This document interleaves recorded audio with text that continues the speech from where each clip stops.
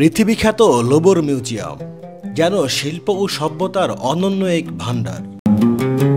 আয়তনের দিক থেকেও এটি পৃথিবীর সবচেয়ে বড় আর্ট মিউজিয়াম। প্যারিসের হৃদয়ে প্রায় 15 একর জায়গা জুড়ে বিস্তৃত এই জাদুঘরেই সযত্নে রাখা আছে দা ভিঞ্চির অমর সৃষ্টি মোনালিসা। শতাব্দীর পর শতাব্দী ধরে যার রহস্যময় হাসি আজও দর্শকদের ভাবিয়ে তোলে। তবে লোবরের গৌরব কেবল মোনালিসাতেই সীমাবদ্ধ নয়।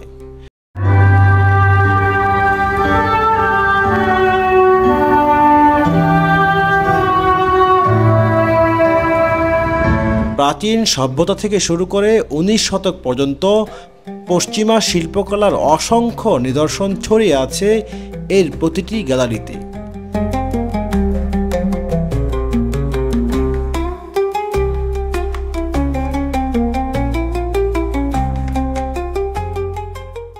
ভেতরে সমৃদ্ধ সংগ্রহের মতো বাইরের দিকটিও সমান মনোমুগ্ধকর।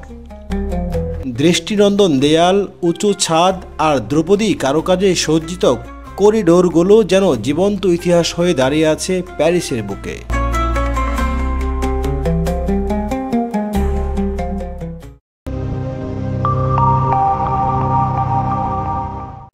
বলা হয় ইতিহাস আর শিল্পের শহর এই প্যারিস, আর এই শহরের বুকেই দাঁড়িয়ে আছে পৃথিবী খ্যাত লোবর মিউজিয়াম।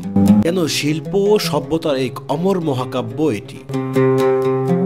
মজার বিষয় হচ্ছে এই যে উপরে এত নান্দনিক যে ভবন দেখতে পাচ্ছেন, লোবর মিউজিয়াম কিন্তু এখানে অবস্থিত নয়।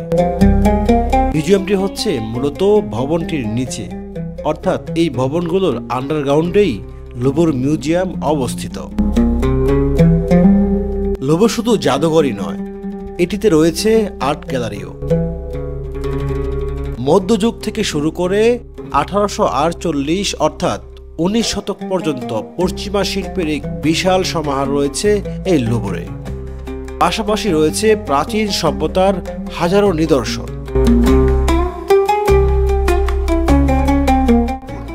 এটাই সেই মিউজিয়াম যে মিউজিয়ামে সেই বিখ্যাত চিত্রকর দা ভিঞ্চির মোনালিসার সেই বিখ্যাত চিত্রকর্মটি অবস্থিত।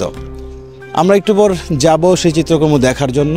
জেনে অবাক হবেন, বিখ্যাত এই লোবর মিউজিয়াম শুরুতে ছিল একটি দুর্গ মাত্র। প্যারিসের সিন নদীর তীরে অবস্থিত এই দুর্গটিতে পরে বিভিন্ন সময়ে বিভিন্ন রাজা বসবাস করেছেন।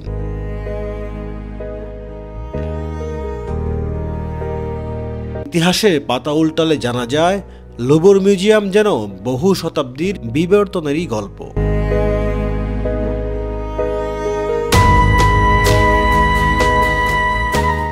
এই মিউজিয়ামের ভিতরে এসেই আমি অদ্ভুত মুগ্ধতায় ডুবে গিয়েছি।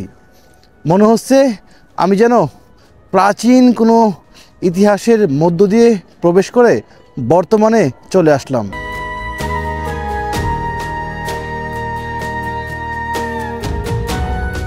(1190 সালে রাজা ফিলিপস আগস্ট এটি নির্মাণ করেছিলেন একটি সামরিক দুর্গ হিসেবে। প্যারিস শহরকে বাইরের আক্রমণ থেকে রক্ষা করতেই এটি নির্মাণ করেছিলেন তিনি। তখন শহরের সীমানা ছিল অনেক ছোট, আর লোবর ছিল সেই প্রাচীর ঘেরা শহরের একটি রক্ষা কবচ।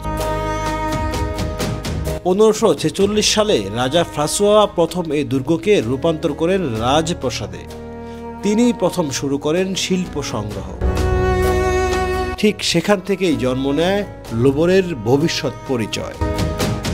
এই রাজাই লিওনার্দো দা ভিঞ্চিকে ফ্রান্সে আমন্ত্রণ জানিয়েছিলেন এবং তার কাছ থেকেই সংগ্রহ করেছিলেন মোনালিসাকে। পরে 1793 সালে ফরাসি বিপ্লবের উত্তাল সময়ে লোবরকে জনসাধারণের জন্য খুলে দেওয়া হয়। তখন এর সংগ্রহ ছিল মাত্র 500টির মতো। সেই সংগ্রহ আজ দাঁড়িয়েছে 38,000-এরও বেশি শিল্পকর্মে।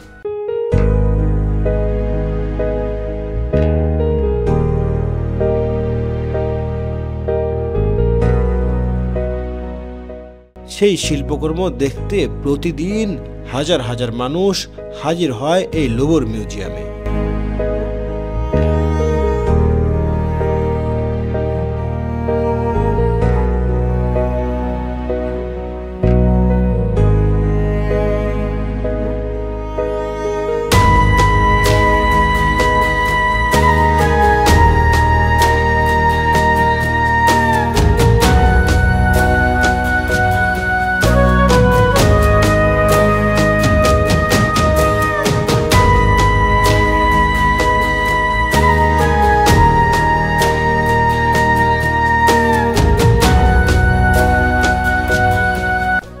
আসলে মানুষ প্যারিসে আসে এই মিউজিয়ামকে লক্ষ্য করে, আইফেল টাওয়ারকে লক্ষ্য করে উদ্দেশ্য করে আসে।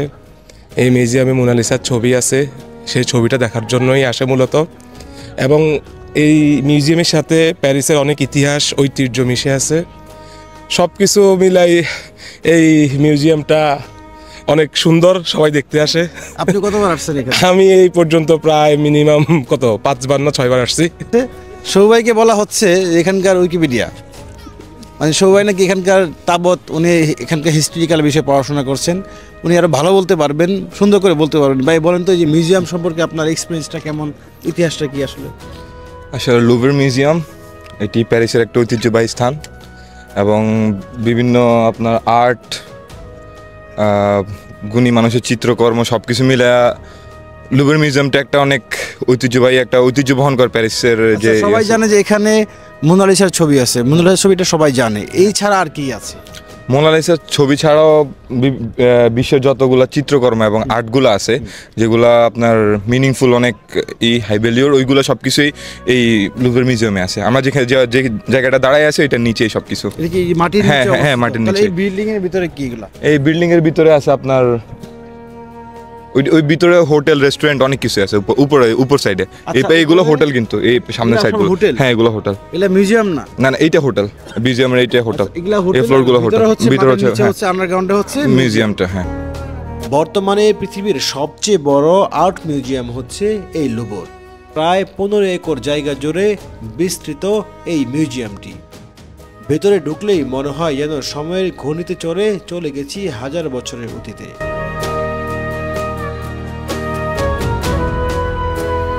এই লুভর মিউজিয়ামে সযত্নে রাখা আছে দা ভিঞ্চির অমর সৃষ্টি মোনালিসা। বিখ্যাত এই চিত্রকর্ম মোনালিসা এতটাই দামি যে এটি চারদিক থেকে বুলেট প্রুফ কাচে ঘেরা এবং পাহারা দেওয়ার জন্য দেহরক্ষীও রাখা রয়েছে। তারপরও 1911 সালে এটি চুরি হয়ে গিয়েছিল এবং 2 বছর পর তা পুনরুদ্ধার করা হয়।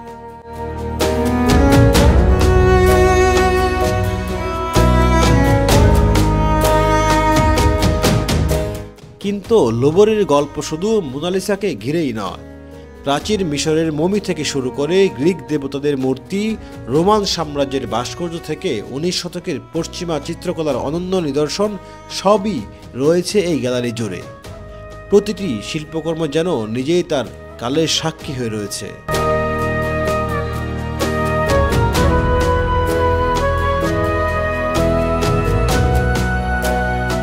লুভরের সামনে যে কাচের তৈরি পিরামিডটি দেখতে পাচ্ছেন, এটি ছাড়াও আরো 3টি ছোট পিরামিড রয়েছে এই মিউজিয়ামের চারদিকে।